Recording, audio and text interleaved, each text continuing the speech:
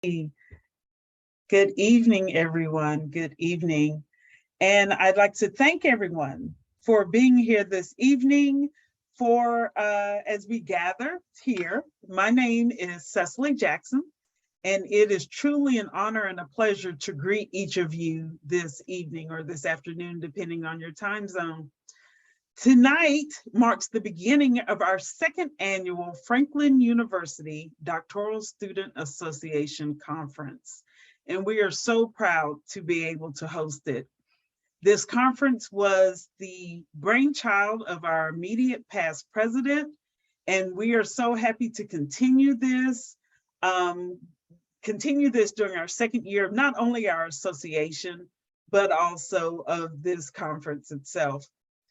Before we get started, I would like to express my sincere appreciation for all who have worked tirelessly to make this event come together. Our committee has been comprised of our DSA leadership, which includes myself, Cecily Jackson, as our president, our wonderful vice president, Latanya Thomas, and our secretary, Ariana Silcott Lowe.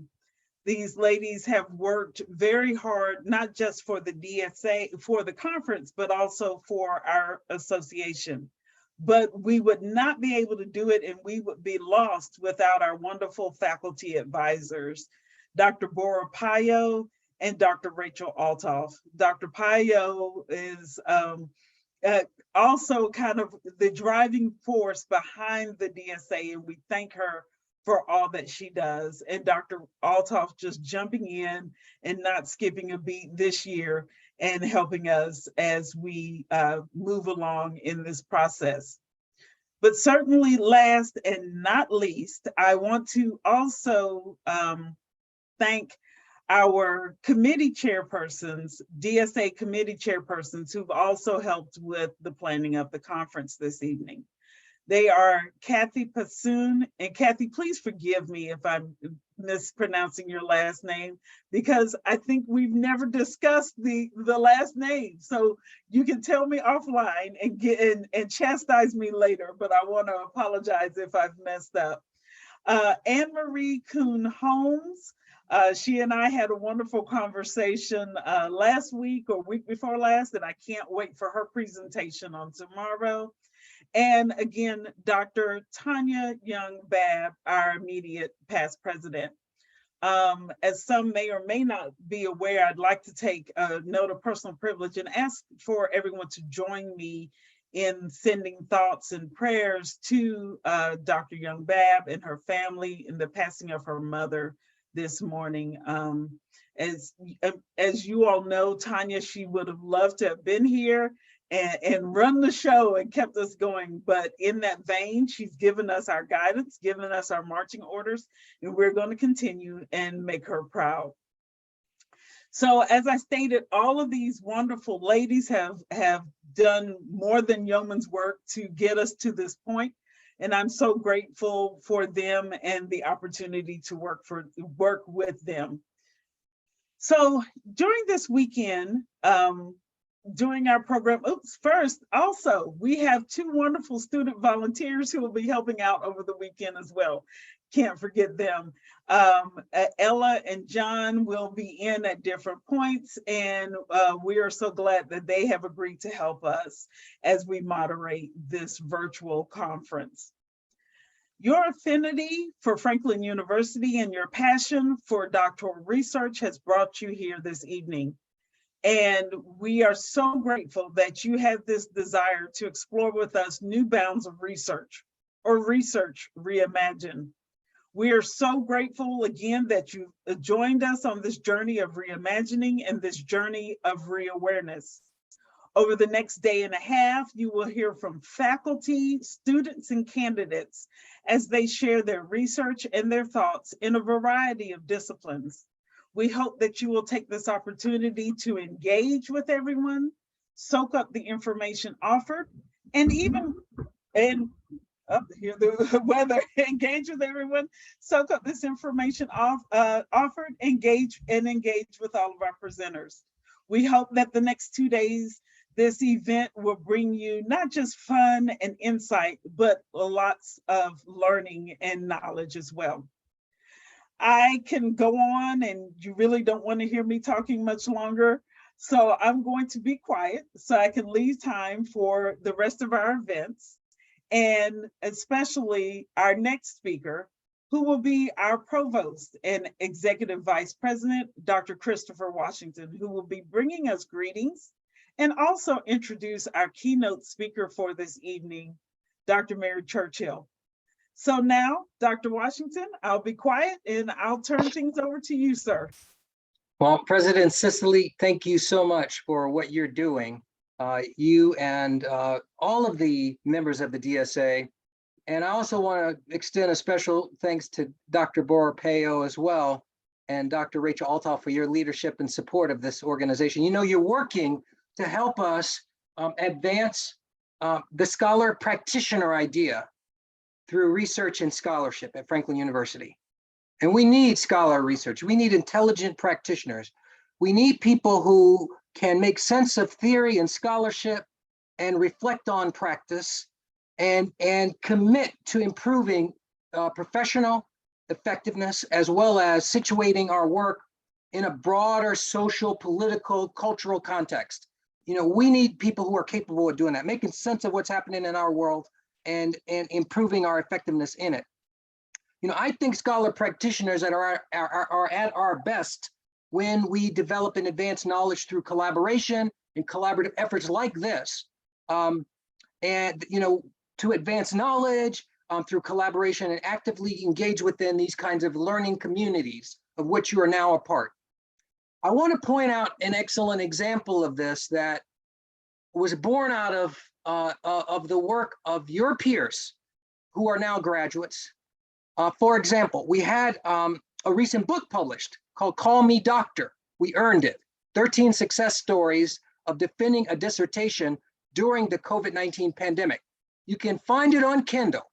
And it was Dr. Shimon Allen and a number of our alumni co-authored this book.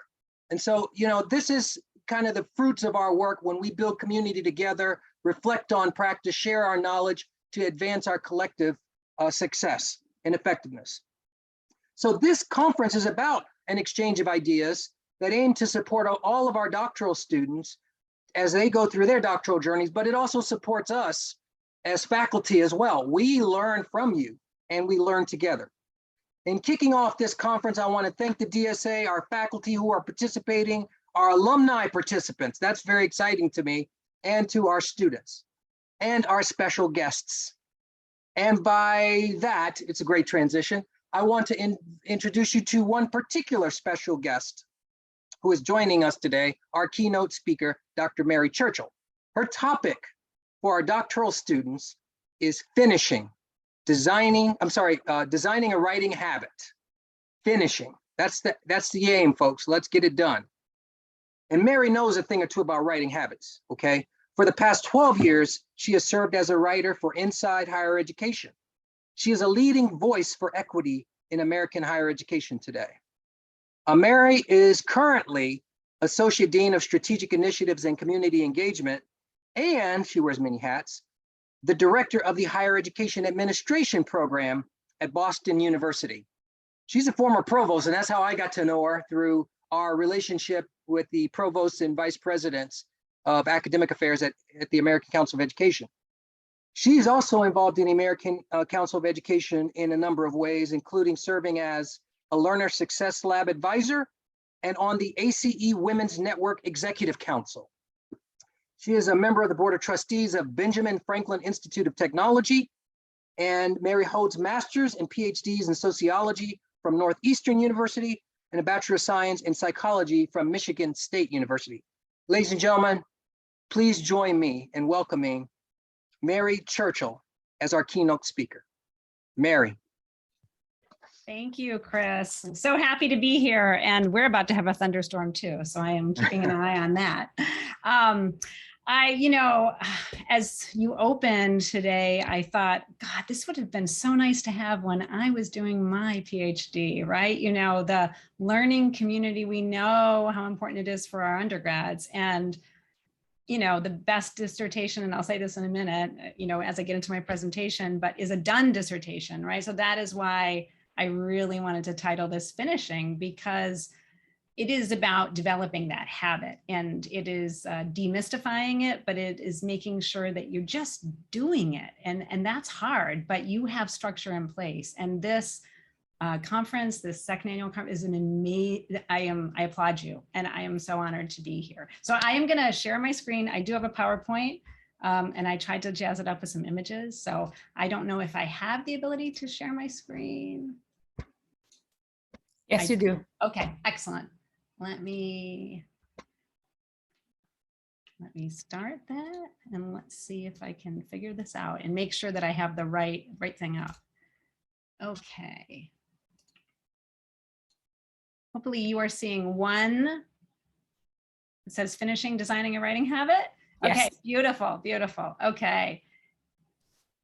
So I finished my dissertation in 2004.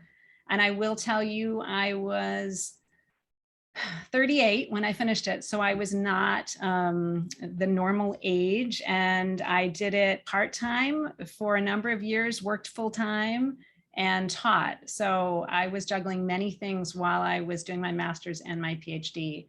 And I was not someone who always thought of myself as doing a doctorate. I knew I wanted to do a master's, but then I kind of got talked into doing a PhD. So it was not a plan.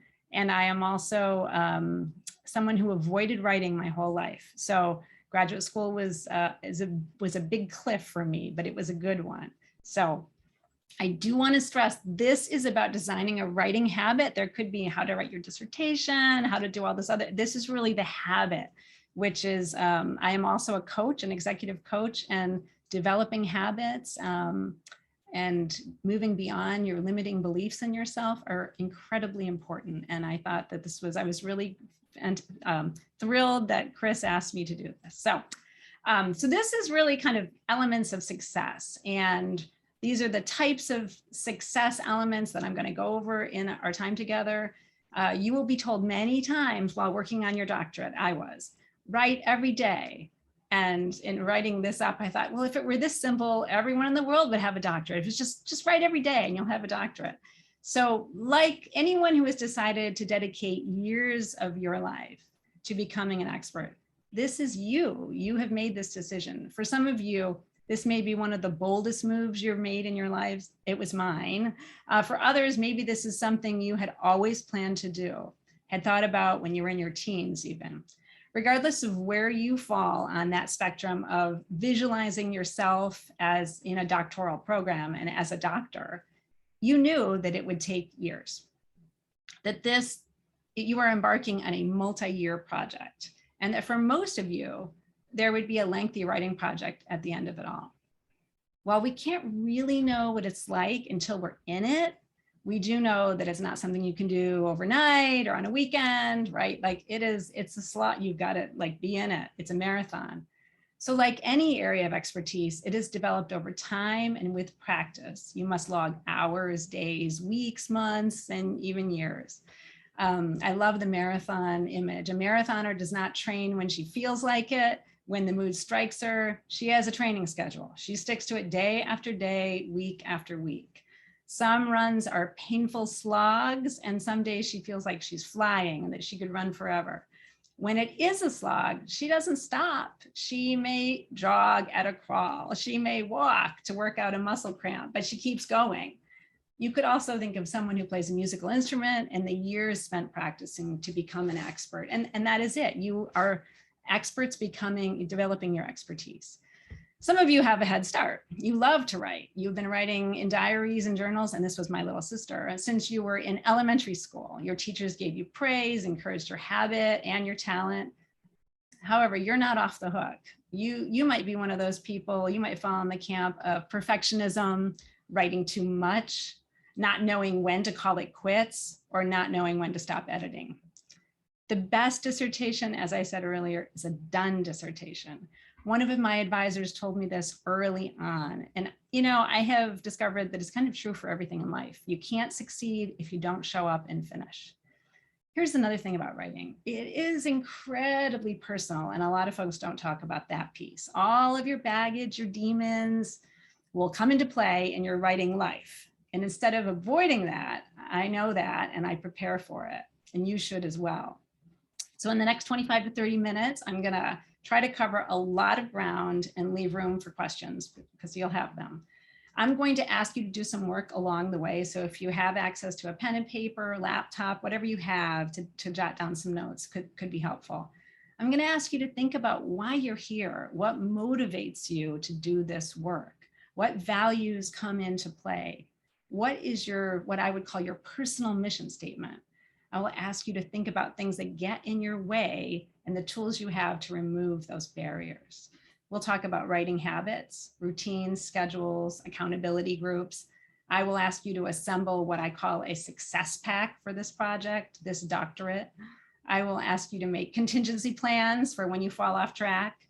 And the focus of this talk, as I said earlier, is really on developing that habit and sticking with a habit. It's not about the mechanics of writing.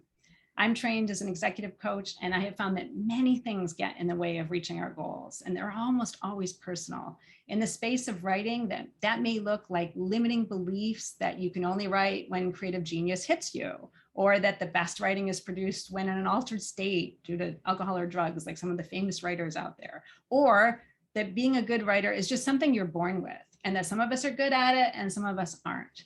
These are limiting beliefs that we put into play and that prevent us from being the amazing person that we aspire to be. And so I'm going to take you on this journey. So I think it's important to do some level set around how we define writing and what we think writing is.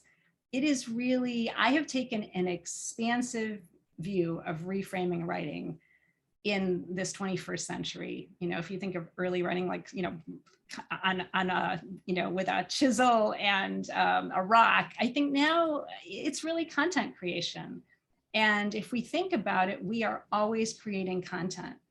And when you're in a doctoral program, you are never not thinking, and that's a good thing. And it's also like, it keeps you up at night, at least it did me. I think it is important to find as many ways for you to capture that thinking as possible. So I just listed kind of what is writing. It is when you're speaking, you're writing. Can you record that and capture that? Thinking is writing. Can you bounce ideas off of other people and capture that? Taking notes, thinking about your notes when you're taking those as a foundation for something you're going to write. Listening, reading as ways to inspire you to write and synthesizing that. Doing research is a form of writing, and teaching is definitely when you do your lesson plans, when you write your assignments, when you read your students' work, and when you create your lectures or your mini lectures. That is a form of writing, and all of that can be harvested and captured for your final work, your dissertation. This is the kind of where it gets personal, and this is based on Simon Sinek's Find Your Why. And really thinking about what's your why, because this is the motivation that will carry you through. And your why is really a statement of purpose, and it describes why you are here, why you do the work you do, why you live the life you live, and the impact that you want to have in life. It's your calling, your conviction.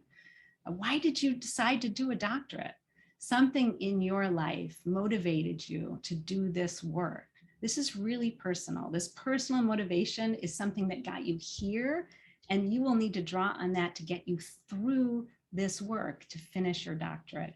And so figure out what that is, write it down, put it on your computer, put it everywhere, and just remind yourself, you're here for the long haul. This is a marathon, and this is your motivational statement that's going to keep you going. And so along with that marathon theme, this idea of what I work with my clients, my coaching clients, on resourcing yourself. When I coach them and they come into the Zoom screen and I can tell they haven't been sleeping or taking care of themselves, the first thing I say is, how are you resourcing yourself? Because sleep, water, exercise, spending time with your friends is really important, because you will hit a wall if you don't take care of yourself. And so Sanjay Gupta has this great book, Keep Sharp, and these are the 5 pillars of brain health that he outlines. And one is move. get your 10,000 steps, get active, have cardio, work it into your day, learn. I think you all have that down. I don't think you need to put that on your calendar. Relax, that's meditation, that's yoga, that's something that brings your heart rate down and de-stresses you. Nourish, make sure you're putting good food, brain food and water into your body. You're feeding your brain so you can do this work. And connect. The research shows, especially coming into the late stages of COVID, that having friends and having daily connections with our friends and close family members is really important to our mental health. And just 15 minutes a day makes a huge difference. So making sure that you have daily touch points with people who you care about and who care about you, it will really help you get through this. And so moving on to kind of what are the tools in your toolkit?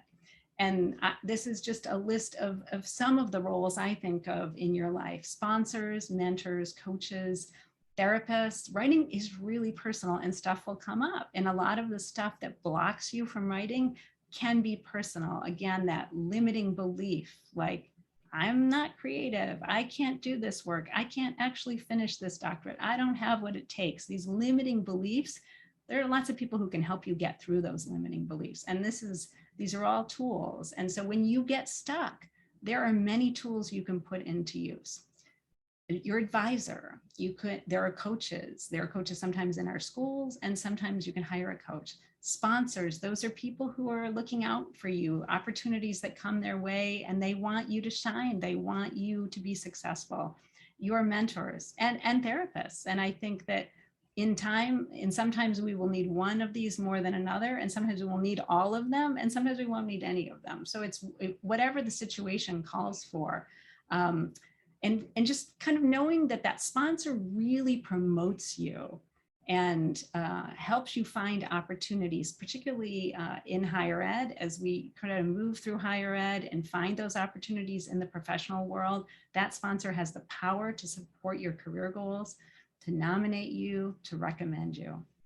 And then mentors, they're all around us and they're with us every day. We have coffee with them. They're often peers. We give them advice. They give us advice. We mentor one another. And so that focus on mutuality is often common in a mentoring relationship. Schedule it. I think this is where Chris, I'm a 5 a.m. writer, and it is on my schedule every morning, and I check in on Twitter. And so Chris is like, who is up at 5 a.m. writing? Mary Churchill is the only person in the world up at 5 a.m. writing. So schedule it. And, a lot of folks will say, make a date with yourself. And I think that it becomes overwhelming when you try to schedule large chunks of time. I know it did for me. I was working full time, I was teaching, and I thought, how am I going to write? Well, I'll just write in these 4-hour chunks. And, a 4-hour chunk would come and I would feel not motivated. I couldn't write. And so this idea of having a schedule where you write every day, even if it's just for 15 minutes, really develops, again, that muscle for the marathon. And sometimes you will have longer blocks, but scheduling it on a daily basis where it becomes a habit, that's something you do when you have your first cup of coffee or when you're winding down at the end of the day. We all have different ways that we approach our quality time. I'm an early person, but my husband is a late night person, so he would be writing at night. Set goals, whether that's both time and word or page count. For me, it looks like this: 15 minutes every morning or 750 words, whatever comes last. So if I hit 750 words before 15 minutes, which rarely happens, but if I do, then I go for 15 minutes. But that is the daily minimum. And then when I'm in the space where it's flowing, I go longer and I write a lot more. And sometimes it's a slog, and I'm like, oh my God, have I hit my time yet? Have I hit my word count yet? And I'm looking, but the daily habit just makes writing so much easier. And again, this idea of habit stacking, find a habit that you already have, your morning cup of coffee, evening watching the news, and pair this writing habit with your current habit, so that every time you have that cup of coffee, you're also writing, or right after you watch the news or listen to the news, you're on the computer writing. And so it's something you always do, you can count on it, and you're going to stick this writing habit right next to it. And then really spell it out and get very specific. And your goals should include time and word or page count. You should also set weekly goals. So what weekly goals look like for me is I would like to spend at least 4 hours writing per week and have at least X number, 3,000 words, say. And I'm going to hit over that with my 750 words, but this helps me also look at finished product on a weekly basis. How much am I writing per week? Or maybe in my world right now, it looks like I want to commit to writing and publishing 2 blog posts per week. And I'm going to use my morning writing to start those blog post ideas. So sometimes they will be 15-minute blocks on your calendar. Sometimes they will be 30 or 60-minute blocks. And sometimes you'll schedule them in a way where you could go longer if the writing is flowing. And so put this on your calendar, make a date with yourself, do it on a daily basis, even if it's just 15 minutes, and then tell everyone. And that's the accountability piece. Like, I have committed to doing this, please hold me accountable. And sometimes, as I mentioned earlier, with that 4-hour block, you'll set unrealistic goals. So how do you reframe them? Instead of saying, yeah, I just got cut out for writing, or this isn't something I can do right now in my life. How do you trim that down? And again, the daily habit really helps because it's a piece that you can bite off. It's doable. You're not setting unrealistic expectations. And editing counts. I mean, I'm not going to talk much about editing because that's more the mechanics of writing. But when you're editing, you'll actually see your word count go down, or you see your page count go down. So you can be a little like, okay, how do I keep track of this? Again, that's a time commitment is really important in editing. And reading, a lot of people use reading as a way to inspire them and give them topics to write about. So if you're stuck, if you're feeling like, I don't know what to write about, sometimes even reading just a couple of pages of a journal article is like a writing prompt where it really gets you going and you can keep going with the writing. So this is something that I think we all overlook, which is setting up your space. And the psychology on this is really amazing to see that having the same time every day or around the same time, the same location or a couple of locations, maybe one at school, one at home, the equipment you know you're going to have, a similar food and drink, like you've got your cup of coffee, you've got your piece of Dove's chocolate, whatever it is, that's my stuff, and remove the distractions. And for me, that's a 17-year-old child. Remove the distractions. And sometimes that is through the mood setting. I listen to chill tracks on Spotify to get me in the mood to write. And so I listen to the same music every single time too. So it's my body is cued in to know like, oh, this is my writing time. This is my writing space. And plan for breaks. Sometimes 45 minutes is as long as I can go. Sometimes it's a half an hour. Know your limit, know your break, set the timer for 30 minutes. After 30 minutes, I'm going to take a 5-minute break. And so, and plan for your break in a way that will give you the energy that you need to keep writing if you're in a longer writing block. And so I call those transition activities. How do you get into writing and how do you get out of writing? So this is a new habit I developed. I showed my husband this photo and he's like, you're going to tell them you're the one in the back there? And he said, I've developed this new habit in December. I live in Boston, so winter, you really can't leave the house much. I got a mini trampoline. And now I sit, I write, and when I need to take a break and get up and stretch my legs, I run around the corner in my home and I get on the mini trampoline for a couple of minutes and do a little like quick jumping, jogging, and have a glass of water and go back. And it's just that break. For some people, it will be meditating or a walk in nature, or maybe it's, I don't recommend scrolling through social media, but some people do take that break to do social media and then coming back. Again, set a timer for your break. And when it ends, come back to your writing. So you know how often you'll break, how long you'll break, and what you will do on the break. And this idea of transition activities really cues your mind and your body to get into the writing space and out of the writing space. So what are the rituals and ways you will prepare yourself to get into that space. So and for me, again, the music really works. Like I put that Chill Tracks playlist on Spotify, and I'm instantly like, I should be writing now. So it's just a great way to get in. And then getting out, like what will you do to reward yourself once your writing has finished? And that moves me to reward yourself. I am a huge soft serve ice cream fan. Like I live for soft serve ice cream, and I am from Michigan where it was big. It's not that big in Boston. So I have to search, and I actually have a Google map of all the soft serve ice cream locations in the city of Boston. And when I go to new cities, I try to find soft serve. I live for soft serve. And so that is my big treat, is soft serve ice cream. So when you meet your goals, when you hit milestones, celebrate. You have to celebrate along the way. Don't punish yourself, celebrate. Punishing yourself can make you want to quit. So, and to this point, plan for setbacks. It's going to happen. Things happen. COVID happened. You will, life will happen and get in the way. And you've got to plan for that. Like, what will I do if something happens and I can't write for 3 months? If I'm in the hospital, if someone I love and take care of is in the hospital, if I lose a job, if I have to move, if there's a birth, if there's a divorce, how will I make sure that I have everything in place so I take a break, but I come back? And again, using that toolbox that I talked about, using the people in your life to come back to your work so that it's not a permanent break, but it's a setback that you can recover from. And thinking about that when times are good, what are my recovery strategies? What's my recovery plan? So that when something happens, I can recover from it. So that is, I think we don't talk about that enough in our doctoral programs. But moving through the blocks, this is another one. Kind of what happens when you feel overwhelmed. Talk to a mentor, hire a coach, set up a meeting with a counselor, a therapist. Use those tools in your toolbox and develop techniques to move through the blocks. Be proactive, set that up in advance.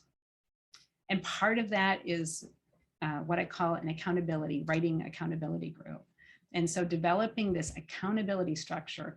Who are you going to share your goals with? How often will you do that? What does it look like? And do that in multiple ways. I talked about the Twitter group that I try to post to when I'm up at 5 a.m. writing, but I also have a lot of co-authors. I have a lot of projects that I work on, podcasts that I work on with other writers, producers of content. My most recent book was a co-authored publication. I do a lot of work with others, so I feel accountable to others to produce that content.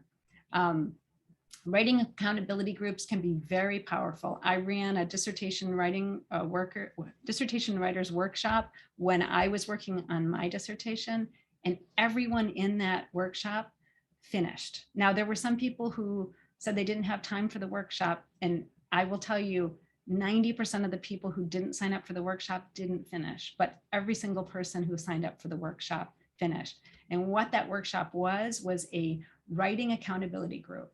We met once a week for an hour. We all gave updates, and we go around the room. What did you do in the last week? And, sometimes it's like, I didn't do anything. But a lot of times it was, I wrote 2 pages this week or whatever, or I worked on my methodology, or I really struggled with my lit review. But it was a confessional of sorts where we checked in and held space for one another. And celebrated successes. And then we would take a deeper dive. If someone wanted feedback on something they were writing, we would give them feedback. But it was really just checking in and holding one another accountable, but being supportive of one another. And then we would bring in a faculty to speak to us about methodology or different pieces that we were struggling with. And that was really helpful too. It kept us all plugging in. And so think about in your life, who's going to hold you accountable? Who knows that you're doing this work? Who can you ask to check in with you and say, can you ask me once a week how much I've done this week? So I have to tell you what I've done. And it's a really powerful tool. And again, editing gets really funky because you feel like you're spending time and your productivity is measured in how many pages you have edited. And so that's an important piece too. I would say the same thing for reading. And when you're in the reading intensive part, I just remember that with the lit review part of my dissertation, it was making sure I put in so many hours per week of reading, and that I read so many pages per week so that I got through it. And again, scheduling that. And I still, on my calendar to this day, I have an hour blocked for writing and an hour blocked for reading, so that I'm reminding myself to try to read and write on a daily basis. Success packs. This is a great concept. It's in it, you know, partly I stole the title of this talk from this book, Start Finishing: How to Go from Idea to Done by Charlie Gilkey. And one of his concepts is this idea of a success pack, and create a success pack for big projects. And, you know, one of the example is a dissertation, a book, a job search, applying to graduate school. This is a project. And this idea of a success pack is people in your life that you are going to pull together to help you be successful in this longer term project. Guides are people you look up to, role models, aspirational, inspirational, may or may not be people you have a relationship with, and maybe a leader that you aspire to be like. Peers are people you can, who can and will contribute to your projects. Often there are reciprocal relationships, and that would be, I think, the cohort you have within your doctoral programs, where you give each other ideas and you bounce ideas off of one another. Supporters, those are people who are doing work with and for you. Spouse, partner, roommate, your support team, people who can, you know, childcare providers, people who can take work off your plate so you can spend time writing, researching, and doing the work. And then beneficiaries, and that's more of a future oriented, who will benefit from the completion of your work? Who will be proud of you? Who will benefit? And often if your world, you know, as Chris was saying about practitioner scholars, I think most of you want to have a real world impact. So the world, who in the world is going to benefit once you finish and get that work out there? And that may be part of your mission and your motivational factor for why you're here and why you're doing this work. So support structure, and I'm almost done. I've got like one more slide, I think. So you are not alone. You have your dissertation committee. As I was writing this keynote, I was thinking, wow, when you're in it, you don't realize how lucky you are that there's this entire institutional structure and these timelines and these deadlines and these colleagues. It's all set up for you. When you write the next thing after you leave grad school, you're really on your own. Maybe you have an editor who's checking in with you, maybe not. If you don't write it, it just doesn't happen, and no one knows. You know, it's the tree in the forest that no one hears, right? It's so, I think that leaning, I think when we're in grad school, we chafe against these structures, but realizing they are there to scaffold us and support us and help us finish. And really, your dissertation committee, no single person on a dissertation committee is ideal.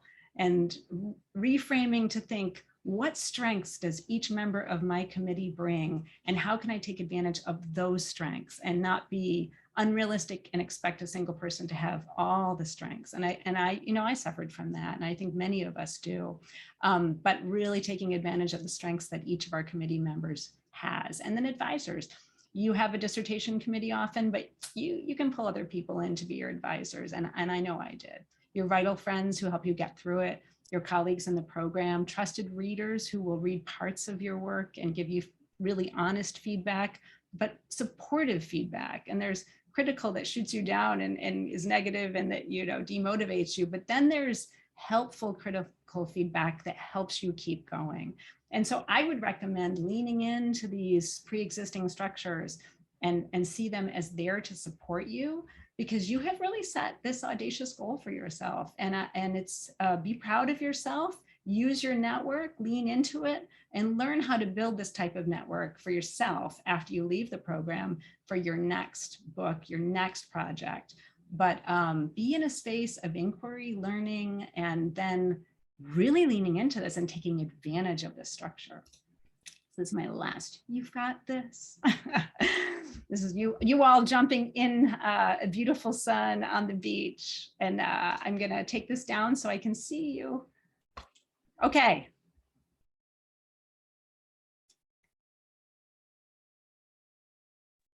Dr. Churchill, thank you. Thank you so much for this.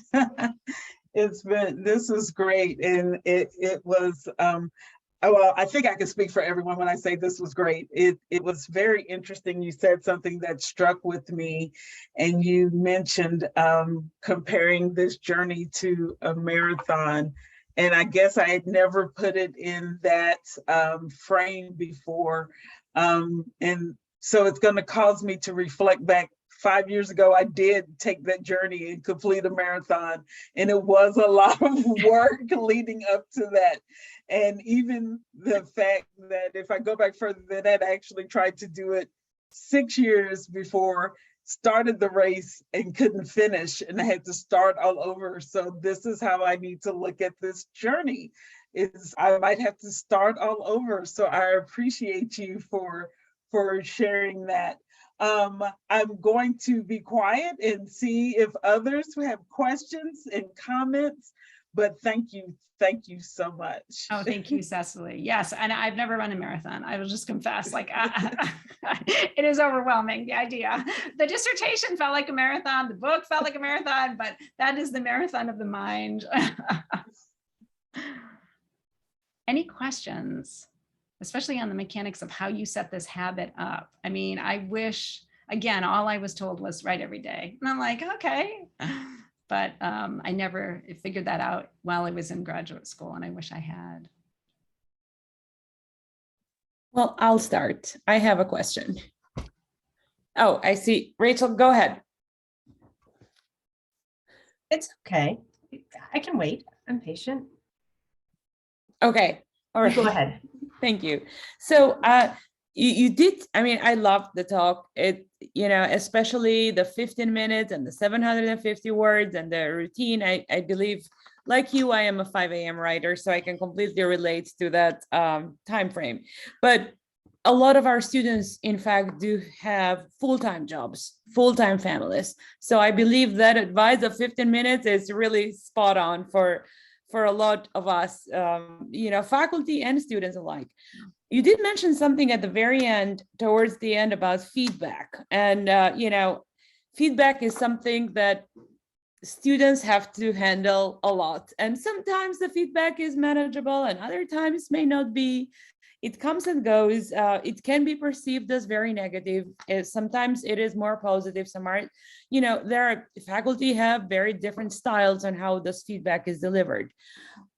Do you have any tips on how students to handle it? I mean, I find sometimes that the feedback is not being perceived the right, it's not perceived the way that it was meant, and it shuts down the student rather than, kind of triggers them to do better, so to speak. Do you have any tips about it? That's tough, and I think it helps that you're with a group of colleagues, right? When you have the cohort effect, that you commiserate together. It's a very vulnerable space because it's personal. Even when we're writing about, whatever, something that doesn't feel personal, it's a artistic endeavor. Even when it's dry and academic, it's still artistic. And so you're putting yourself out there. And I think that if you're not used to doing that and getting feedback about putting yourself out there, it can feel like a personal attack. So I think that people do take it very personally. I think it helps to talk to colleagues, right?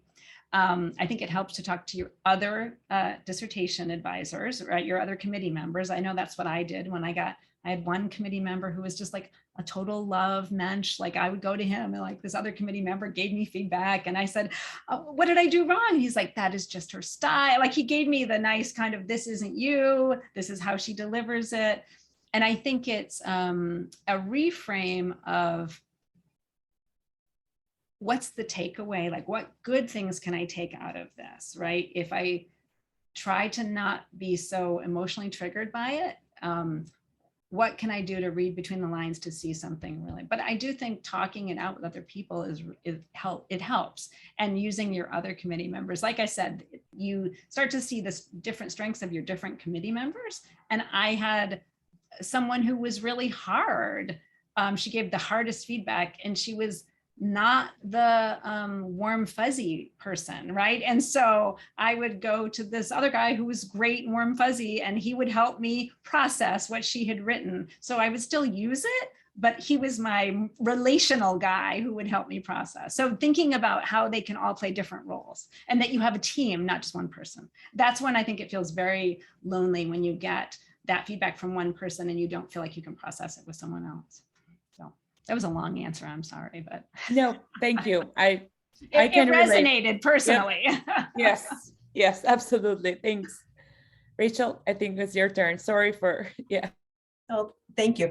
You know, Dr. Paya, when you started, you were talking about professional responsibilities, and I thought maybe you were going to pose the same question that I was about to pose, but you went in a different direction. So Dr. Churchill, thank you for your presentation. And I am a big fan of Simon Sinek and you know, hitting people in the amygdala and understanding the why. So often, particularly when we're stressed out or we're overwhelmed or we're feeling pressure, we go to the what and the how. I mean, that's just how our brains are wired and we lose sight of that why. And the why is what inspires us to do our best work. So I appreciated that piece, and your entire presentation really resonated with me, and your reflections about your chair and the feedback you provided also resonated with me. I received harsh feedback, and I am better, and my dissertation was better for it. And then I had my team of people, my success pack. That's the new term for me, but I had my people to go to process it then, right? Absolutely resonates with me. So my question is about thinking about professional responsibilities. Oftentimes, the perspective is that professional responsibilities are in competition with academics. Can you talk a little bit about, and it's kind of a wide open question, but just a little bit about that perception of how these two things can be in competition with one another or in conflict with one another, and how you've negotiated that, or if you've reconciled it completely. We're all ears to that too. But does that make sense? Oh, it makes a lot of sense. I have a term for it. Oh, great. Strategic alignment. Okay.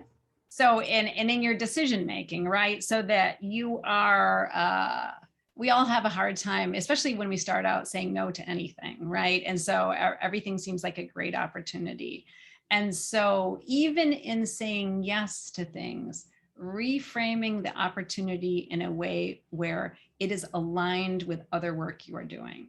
So you're not doing 10 separate things, so that those professional responsibilities feel like they are aligned with the projects you're working on. So someone offers you an opportunity and you say, I can't do exactly what you've offered, but I could do this. And you kind of scoop it in so you're strategically aligned with the work you're doing. And I don't know if I understood your question properly, but that's kind of, those all make sense if they're in this road I'm on, right? Because I'm running this marathon, and that will help, right? Teaching this class will help me with the lit review for this dissertation. But if you ask me to teach this completely different class, I don't know, unless I'm allowed to teach it in a way where I bring it into my dissertation topic. So strategic alignment. Strategic alignment. I love that term. I will credit you with that term, but I am going to absolutely use that because I don't have a term for it, but that's exactly. Well, and that, you know, it's developed over time, right? And it's that negotiating someone asks you to do something, the opportunity, and it's just like negotiating a job offer, right? You're negotiating it into your lane so that it makes sense. So. Brilliant. Thank you. I think we have some raised hands. Yes, Dr. Raymond, I see your hand next, sir. So if you. Thank you. Thank you. I do have a question for Dr. Churchill. I'm one of the program chairs over at Franklin University, the DBA program, and we have a colloquium course that is the introduction to the doctoral studies, and I'm lead faculty for that. And one of the items that students come to us with, the average age of our DBA students being 46, is what you've already heard about, well, I have a family commitment, job, etc. And there's a lot of apprehension about, as you stated real well, about taking on doctoral work. And we try to point out, as you said very well again, the balance of time, how you need to adjust to this. And it is quite a transition. But as you indicated, once somebody gets their arms around it, they do very well. However, there are students that push back because of those commitments, saying, I don't have enough time to do this. And we stress again the organization, the one place, the one location where everything's at, and the daily or however it would be time allocation and scheduling and putting that on the schedule. However, some of the students struggle with this as far as making that move. And I think once they make the move, things go well. Do you have any guidance on how, right at that introduction, to acclimate individuals to, here's what it's all about. It's not the same as a master's degree. You're going to have X, Y, Z that you need to do. I would love to just see if you could make a few comments about that initial stage of that transition from master's work that may have been a number of years ago over to doctoral studies, and how to guide people to make that transition. Thank you. That's, I think that's a great set of questions. I just thought of something when you were talking. I was visualizing what your orientation looked like, right? And even setting aside time, and I don't know if this would work or not, but setting aside time in the orientation to start some writing. Because a lot of it, I think, is a writer's block, right? And this is that limiting belief of, I can't write. I don't know how to write. I don't know where to start. And if you could facilitate some breakthrough moments, especially for the people who are like, I think there's a limiting belief to stop them from scheduling it, because they do hold this belief that you have to be a genius, you have to be an amazing writer.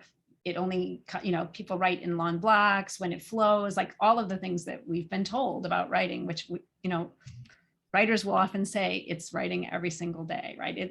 We know that too, but there is that limiting belief. So I wonder if there's a way to jumpstart the habit within your orientation. Just an idea, but to break through, like everybody's just going to write for 15 minutes. Let's do it. You're going to have people who are like, right? Like, I'm terrified of writing. I haven't written in X number of years. And so that you'll have to, scaffold them into it. But I think being explicit about this is a scaffolding experience. We are here to scaffold you, right? Okay, thank you very much. Thank you. It was an idea. Because we do that with faculty. We'll have, intensive 1 weeks where we bring them all together. A lot of them have been stuck. They haven't had enough time. So we'll bring them together for a week for just intensive writing, 8 hours a day. We give them breaks and stuff, and it jumpstarts their writing, just dedicating that and doing it together. There's something about that that's really powerful.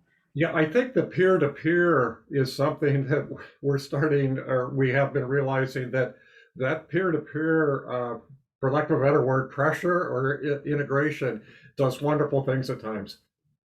It demystifies too, like, I don't know what it sucks. It's hard, all of that. You feel very lonely in a doctoral program, and the more you can feel like you're part of a community, which is why this is so wonderful. And I wish I had it.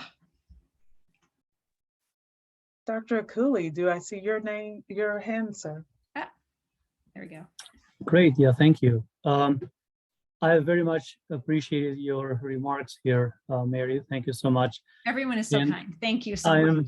And go green, by the way. Yes, Spartans. We're everywhere. I'm fortunate enough to teach the quantitative methods course, which is designed to help students create the habits. Everyone's favorite course, right? Correct. Quantitative. I've taught it. I've taught quantitative methods, so I know what I'm saying when I say that. Introduction to quantitative methods, and it's designed to help the students create the habits of developing their dissertation research proposal. And the way that I structure my weekly time with the students is we engage together, as Dr. Althoff taught me in the onboarding course. how to practice being that critical friend, which, Beautiful. and this course, they take it right after their first course, which is the English 800 course, where they do a extensive literature review. So in that process, we are focusing on, or intentionally engaging them in this sense of vulnerability, because many of them come from across the country, some of them from out of the country into this course. And the idea is for them to get comfortable with being uncomfortable, to put their vulnerability in front of each other, to present, provide, and seek feedback in their research design for the study that they're working on. So my question to you is, what insights might you have in this voyage that we are on to help our students feel connected, feel like they belong, right? I mean, the imposter syndrome is a real thing. Yeah. That many of them have communicated to me one time or another in private, but then that comes out when we have gotten to know each other in class. So some advice that you might have about how do we scaffold for our students to develop this community of scholars amongst themselves, because when I did my doctoral studies in Michigan State, it was that community, that cohort model. Yeah. We had to be intentional, of course. That is what carried me through. So any wisdom that you might share with our students about that? Well, you know, I think thank you for that question. And I think that I have two big thoughts. One is, or not big, but making sure that the students know you're human and humble too, right? That you struggle with some of the same things. I think that minimizing the distance between faculty and students in the doctoral programs is really important. But I also think the what a lot of people call like sloppy first draft, like the down and dirty, just get it out kind of something, where everybody's first draft kind of sucks, but that you can see that it's iteration and it's improving that first draft and getting those, you'll save kind of some thoughts, some seeds for the next thing in that, but seeing that nobody's first draft is perfect, right? And that's where I say, you know, even the people who write well and have been writing, they get stuck on perfectionism and multiple drafts and they never let it go. And, you know, like they'll hang on to it forever. And so when you do that quick down and dirty first draft that is not so good for anyone, everyone is like, oh, so we're all kind of in the same thing together. And that's that minimizing the distance between faculty and PhD students or doctoral students. And then everybody's first draft kind of sucks. Like I have found that to be very humbling, and also that they see, oh, okay, we're kind of more similar than I thought. I'm not, you know, the only one here that does a terrible first draft. So. Mary, I know we're running out of time. I want to extend my great appreciation to you, my friend, for joining us and sharing your wisdom with us. I know you're a prolific writer. I know I write and I submit things and I get editors who send it back with red on it. You know, even the best of us have that, you know, that red kind is a feedback. Present. That is a present. Someone has spent time and effort on your work to give you that feedback. It's hard to see that as a gift, but it is a gift. Doctoral students see it as a gift. We're gifting and we're refining. And you're going to be better. And we're better as we experience that feedback. Yeah. I'm going to walk away doing some habit stacking, and I'm going to walk away from this experience working on my success pack, Mary. So thank you so much for your gift to us today. Really appreciate it was so wonderful. It was amazing. It's always, thank you for asking me. It's just, you do amazing things there. And I continue to be so impressed. So. Thank you. I'm going to turn it over to Cicely. Well, thank you, Dr. Washington. And thank you again, Dr. Churchill. This has been just a wonderful experience and a wonderful way to kick off our second annual conference. I hope everyone else got out of it as much as I did, and I'm super excited about I took notes, I have pages of notes here, and going to carry them forward. I also invite you, Dr. Churchill, to remain with us this evening if you have time, and join us again tomorrow as our various faculty, students, and candidates share their research and their areas of expertise with us. We will transition. Oh, yes, ma'am. Thank you. We will transition now as we begin with some of our presentations that we